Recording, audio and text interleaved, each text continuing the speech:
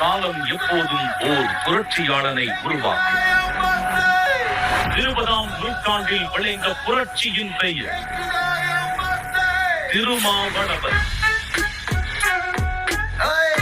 நான் திருமாவளவன்.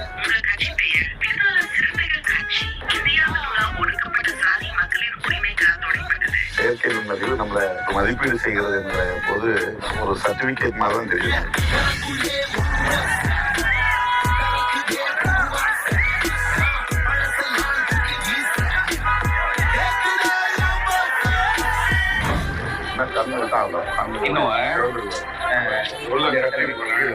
காலுமே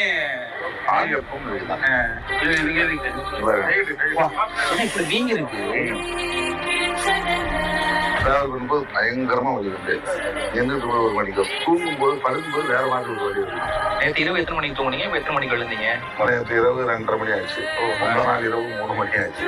ஒரு நாளைக்கு அதிகபட்சமா எவ்வளவு நேரம் தான் தூங்குறீங்க? பெரும்பாலும் 4 மணி நேரம் தான் அது. பதினொன்னா இது மாதிரி டிராவலிங் தவிர என்ன அறியாம ஒரு கண்ணாயிருக்கு. 5 நிமிஷம் 10 நிமிஷம் அந்த மாதிரி. வீட்டுக்கு எப்பயாவது போகும்போது கூட நான் போறதுக்குள்ளே எனக்கு முன்னாடி அங்கே ஒரு 40 பேர் வைக்குவாங்க. முதல்ல நீங்க எப்போ அந்த கார் உங்களுக்கு சொந்தமா வாங்கினீங்க? தருமபுரியில மாரவாடி கிராமத்துல ஒரு செகண்ட் ஹேண்ட் கார் வந்து பரிசு கொடுத்தாங்க.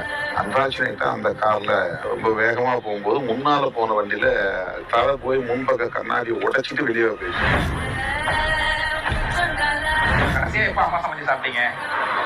ரொம்ப நாள் ஆச்சு. ரொம்ப நாள் ஆச்சு. அம்மா இப்போ கொஞ்சம் உடம்பு சரியாதுல இருந்து 80 வயசு மேல ஆச்சு. ஹார்ட்லயும் வந்து பிளாக் இருக்கு. ஸ்டென்ட் வைக்க முடியல. வரலும் குழந்த மாதிரி பாத்துங்க அப்படின்னு டாக்டர் சொல்லுவாங்க. ஒரு நாளைக்கு ஒரு தடவை அம்மாட்ட பேசுவீங்களா? அவங்களே வந்துருவாங்க. நான் கூப்பிடலாம் அவங்க ஃபோன் வந்துருவாங்க. சாப்பிட்டியா தான் கேட்பாங்க. ஃபர்ஸ்ட் ஆமா ஏன் இப்படி ஓடிக்கிட்டே இருக்கிற, ஒரு இடத்த உட்கார மாட்டியா, யாருக்கா இப்படி ஓடுற, எந்த பிள்ளை பிள்ளாட்டிக்கா இப்படி ஓடுற அப்படிம்பாங்க. ஆனா அந்த வார்த்தைக்குள்ள எவ்வளவு வலி. ஆமா ஆமா ஆமா. ஒரு அம்மாவுக்கு நீங்க செய்ய வேண்டிய ஒரு ஆசையா இதெல்லாம் நான் செய்யணும்னு நினைச்சேன், ஏதாச்சும் ஒரு நிறைவா உங்களுக்கு மனநிறைவு தருதா? திருமணம் பண்ணிட்டுனா போதும், உனக்கு ஒரு பாதுகாப்பு இருந்துச்சுன்னா